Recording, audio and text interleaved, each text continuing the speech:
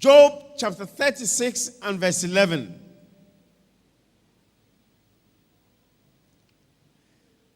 If it's conditional, if they, the people that know what to do to enjoy kingdom blessings, if they obey and serve the Lord,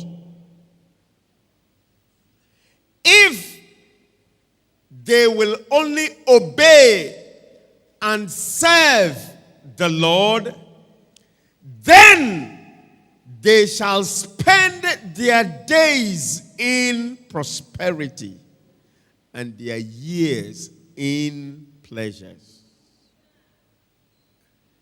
If it is conditional,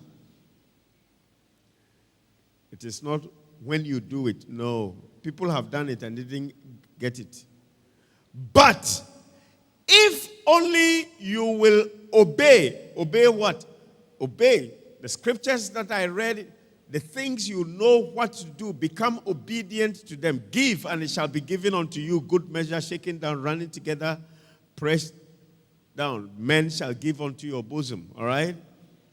If you sow sparingly, you will reap sparingly. If you sow bountifully, you will reap bountifully. Whilst the earth remains, the seed time and harvest shall not cease. If you are obedient to those, that is the first thing. The second thing is, if you will serve him,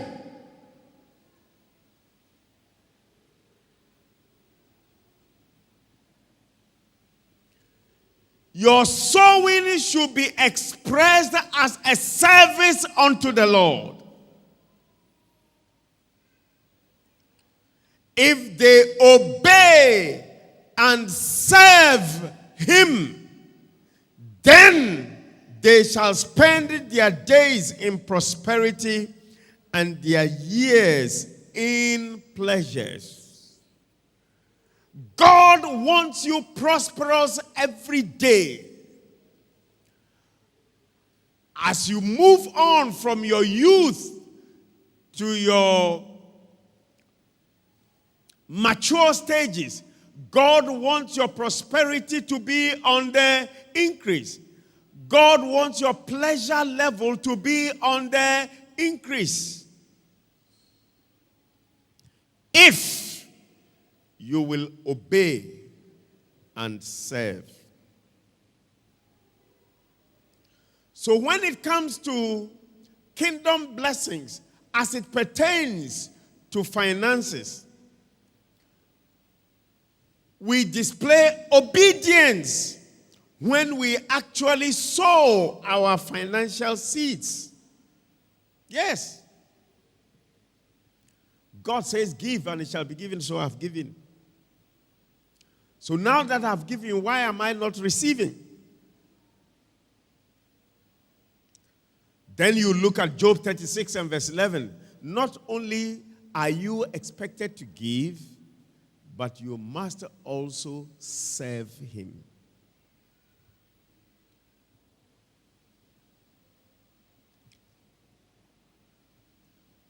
Obedience is displayed when we actually sow our finance seeds in the kingdom.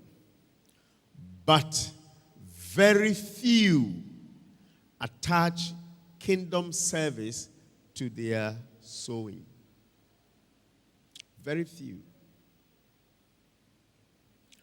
Very, very few have time for God. Very, very few have time for the things of God. In fact, there are some that are in the church that have some finance means. They are proud. When they come to the church, they want to be seen as we are the movers of the church. If we are not here, things might not go on as... There are people like that, and they can never enjoy kingdom blessings. if they obey and serve him, then they will spend their days in prosperity and their years in pleasure. The extent to which you open up and humble yourself and submit yourself to the service of God and his kingdom, it is that extent that determines the level of prosperity and pleasure that you will enjoy. Let me give you an illustration. This illustration is unbeatable. In the book of Job and chapter 1, let me read. Job chapter 1.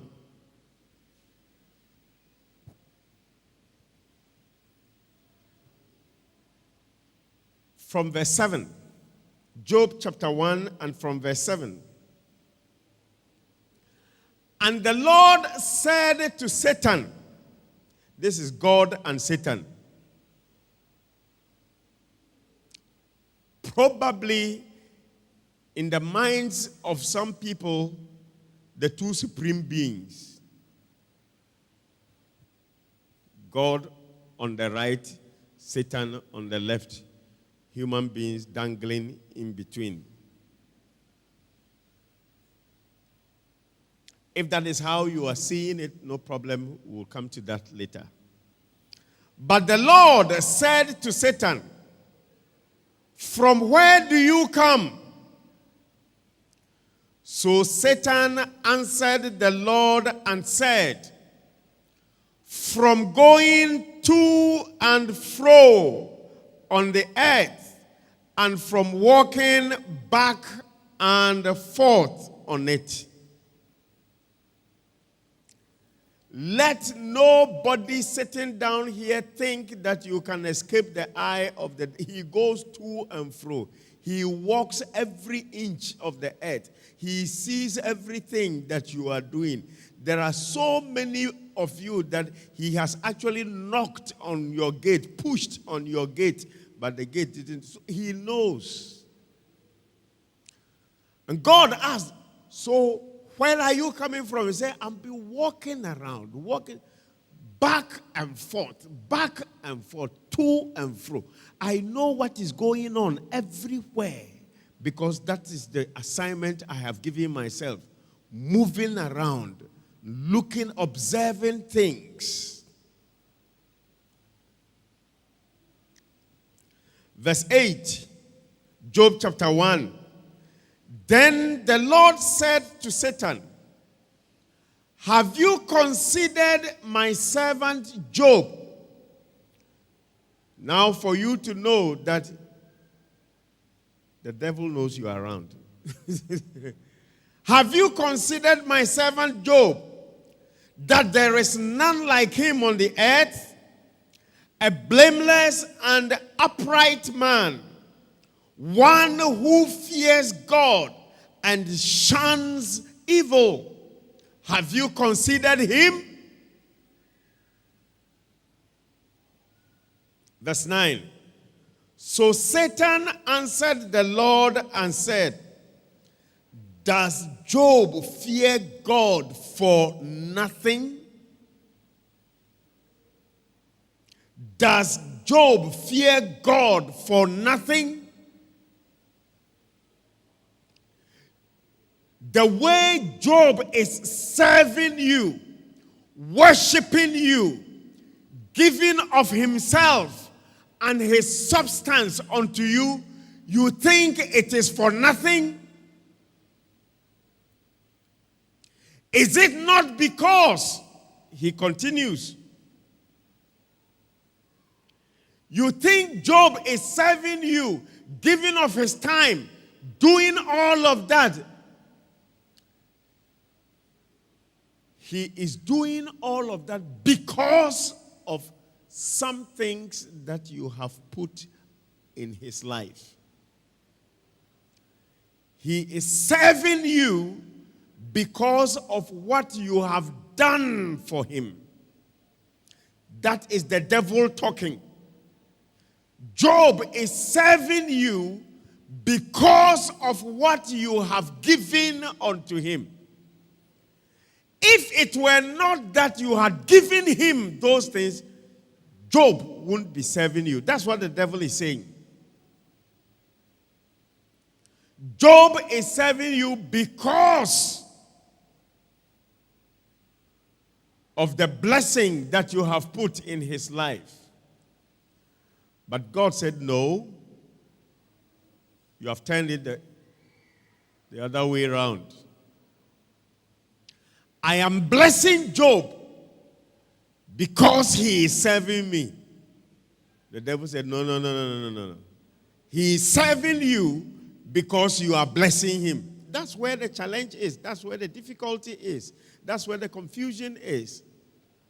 There are people in the church that are waiting for God to bless them, then they will serve him. They think the same way the devil thinks. If only God will do this for me, then I will do that. So the devil turns to God and says, does Job fear God for nothing? Look at verse 10. Have you not made a hedge around him? Around his household? Around all that he has on every side? You have blessed the work of his hands, and his possessions have increased in the land. It is because of these that Job is serving you.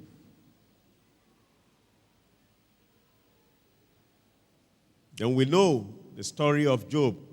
God said, that is not the reason. That is not the reason. The reason why these blessings are upon Job is because he has chosen to serve. Because he has chosen to be obedient unto my commands. And he has given of himself to serve me. And because Job is serving me, that is why all of these blessings are coming upon him. The devil said, no, God, you are wrong there. Now put Job to the test. That is the devil. Put Job to the test. Remove all of these things that you have put around. He said you have put a hedge round about him. You have put a hedge round about his family. You have blessed the works of his hands. And that is why Job is serving you. God said, no. It is rather because Job is serving me, that is why these blessings are following him. Satan said, if you like, put him to the test.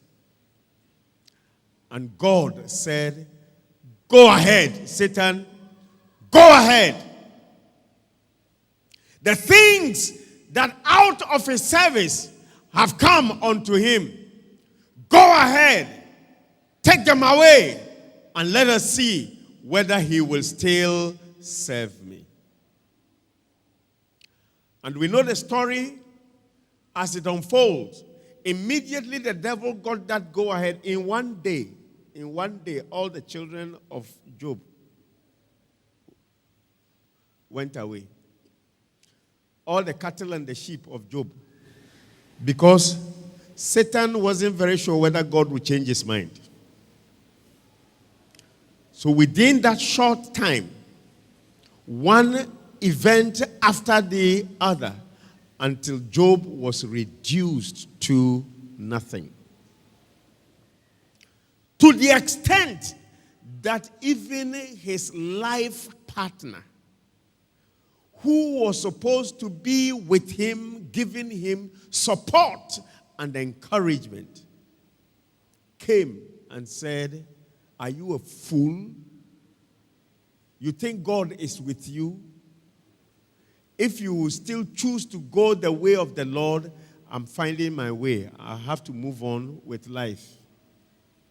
And that woman walked away from the life of Job, and we never heard of her again. Never. Whether she progressed or she retrogressed or she died, we never heard of her again. But we know the end of the story of Job. All the things that the devil put his hand to take away from him, in the end, Job received double of all of that. Job chapter 36 and verse 11. If you have been in the service, in the church, and you have been given, but you have not seen any result, check how you have been given.